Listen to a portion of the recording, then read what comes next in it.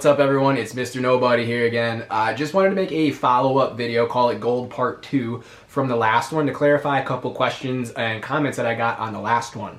We're just going to jump right in. Hopefully this is easy to understand. Please comment, like, and share if it's good, or if you have more questions and I don't do the right job of trying to clear things up. So first question that I got was about what is the intrinsic value of gold? Like if I buy a house, then there's value in the house. I have a place to live, I have a place to sleep, raise a family, kitchen, I can cook. Lots of value in owning a home. Same with maybe guns and ammo. There's defense, protection, fun, enjoyment, there's sport to it.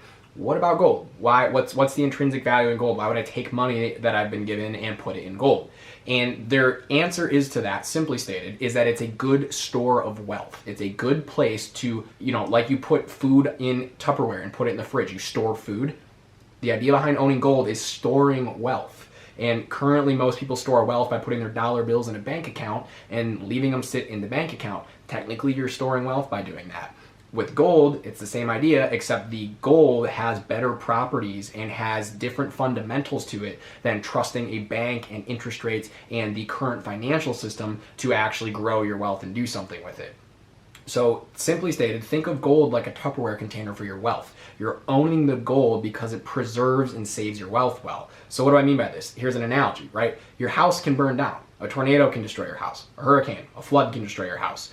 All sorts of problems. It falls down naturally. Wood rots, right? There's all sorts of problems with, if you put all this money into a house, the house can get destroyed. I mean, hopefully over time, many of you homeowners know how costly it is to own a house. New water heater, new expenses. You're constantly sinking more money into that store, right? So does it preserve wealth to some degree? Sure, because maybe you can turn around and sell it. Maybe it even appreciates wealth a little bit if you did well and the market's good. Markets also tank. We have depressions. You may think you have all sorts of value in your house and then boom, it's gone because the market collapses, right?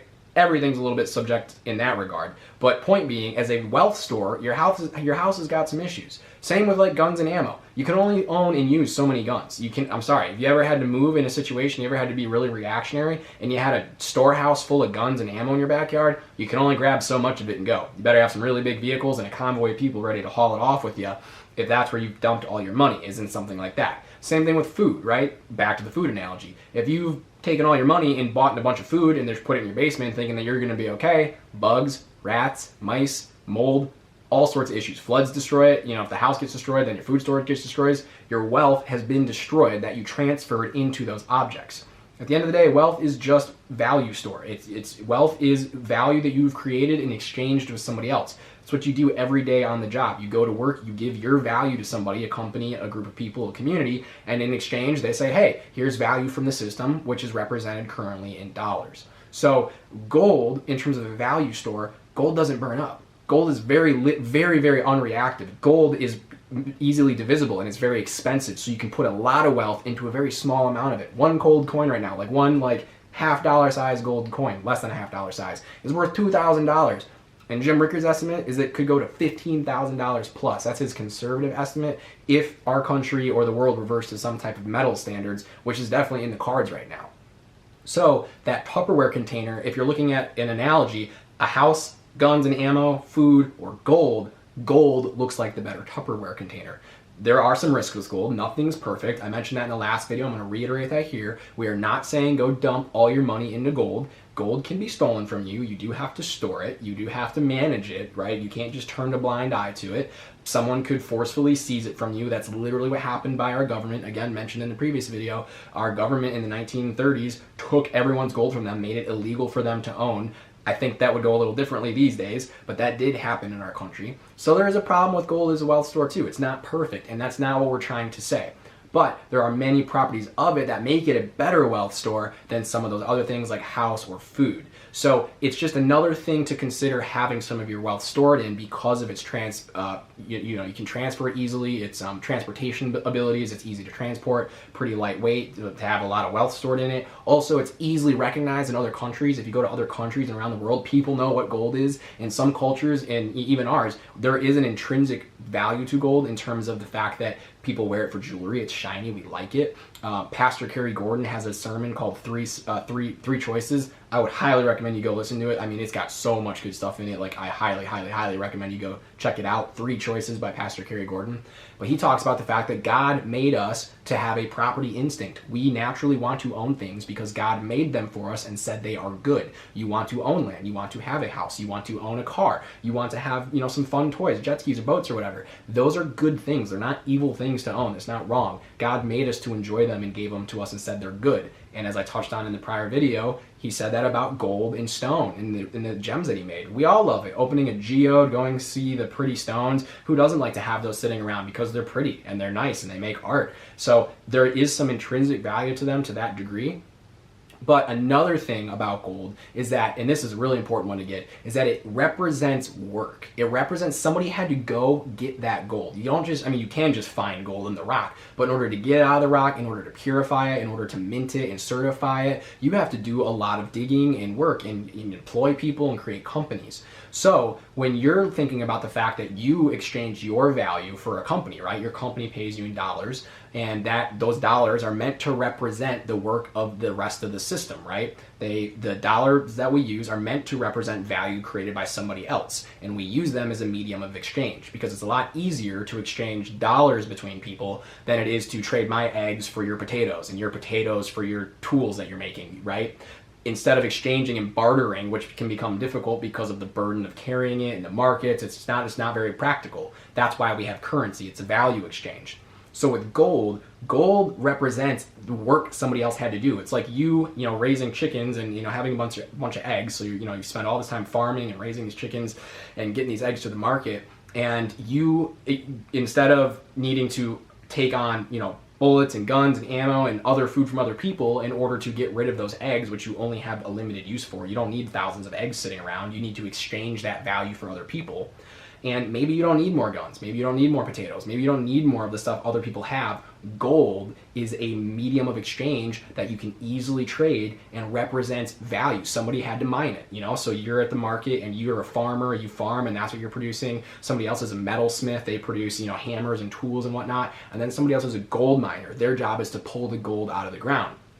So you represent, it's rare, it's hard to find, it's shiny, it's pretty, it's got all these properties about it that make it something desirable. And other people desire it too, and so you can easily use it as a medium of exchange, and it's trustworthy because somebody had to work and expend energy to get it. As opposed to the current system we have with dollars and digital money, where all the government has to do is click buttons and run a press and they print it. And they print it at will, and they do it with some policy, so they don't just do it randomly off the cuff, but pretty much these days they do. They can just create it out of nowhere. So it's like somebody at the market with us shows up with a van, and then all they have to do is just keep reaching in the back seat and clicking print, clicking print, clicking print. And they're like, here, I want your eggs, here I want your gold, here I want your tools. And they, instead of giving you something that they had to work for and expend energy for and actually create value for in return, they hand you this piece of paper that they're just saying, yeah, I just printed this. Look at this. And they're not really showing you that part, and they're not really explaining to you how it works. They're just handing you these pieces of paper and saying, hey, trust us, this has value.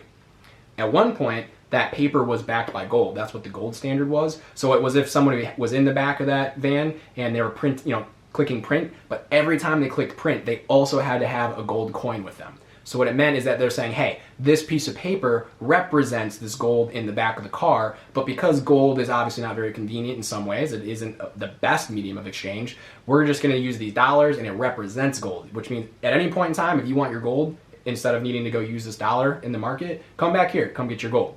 That was the gold standard. But since 1971, officially and formally, and really 1933, that's gone. So now they're just sitting there clicking print, and there's no backing. You show up and you say, well, hey, I want something of value. I want something that represents real value for this dollar. That's it. There's none. They don't have it. That's the difference between a fiat currency and the gold standard. So where this leads us is owning gold, looking at gold as a real value store, understanding those properties and the difference between gold and a fiat currency, which we just talked about, is something you need to understand and be educated about, especially as our country and even the world potentially look at ending up back on a gold standard or some metal standard. fiat currencies are failing. We are watching it happen before our eyes right now. We've had Zimbabwe blow up, Venezuela blow up, Lebanon blow up. The American dollar is on its way. Because of the uniqueness of the American dollar, it could be a while before this really happens, but that is no reason not to start thinking about understanding these things now in preparing for this ultimate reality. Other thing to know, like we said, gold's not perfect. It's got its issues, it can be stolen. And so you don't want to put everything in gold either. This is not like the end all be all solution. We're not saying this is perfect. We as humans have a tendency to look for an equation and a binary choice, either do this or do that, dollars or gold. The answer is both. You live in the economy, you live in the society, you have to pay taxes, to do business transactions, you need dollars. That's the way it is. So you got to have dollars. And in the system, you can grow dollars. You can keep up with inflation. If you're really savvy and wise and you put enough time into it, you can do pretty well with dollars. But the underlying nature of those dollars is still empty. They still do not necessarily represent any value creation. And we can look at how much money our government has created and see that right now there is a big bubble, created of just sitting there and clicking print, clicking print, clicking print, and making people think that things are good and that the economy is doing well and that the market's got a lot of value in it, when there is no value to it. No one actually did anything to create that value. So as much as we have to use those dollars, we're not gonna be able to stop doing it for a while, they are being eroded and destroyed in their value from the underside. So owning gold and diversifying your portfolio is a very wise thing to do. Jim Rickards and many economists talk about putting 10% of your wealth into metals, so add up your wealth and say, okay, I'm worth, say, $100,000. I should put $10,000 into gold. That's a conservative hedge. Personally, I think probably there's a bit of an argument for why you should have some more, but start there. Don't even start there. Just start trying to get some yourself. See what it looks like and requires of you to buy a gold coin and get it shipped to you, and what's the cost of doing so, and what's the nature of being in that type of a market. There's a lot to figure out. So anyway, hopefully this clears up a little bit of the understanding of why gold is a good value store, what its intrinsic value is as the Tupperware container, as well as its value in the fact that it represents work done. It's not just printed. The government can't just destroy it and find as much as they want. It requires work to be done and value to be created in order to use it as a currency, or at least a peg for the currency if you have a gold standard. So hopefully this has cleared things up. Please like, comment, share if it has, if you think it's good, and please get in touch with me and comment again if not, and I'd love to try to clear things up. I do plan to move on a little bit from some of the gold conversation and these economic topics for a minute. So unless you write in, I'm probably not going to touch on this again. So please consider that. And thank you very much for joining me today, Mr. Nobody, and I look forward to having a cup of coffee and some oatmeal with you again soon. Take care.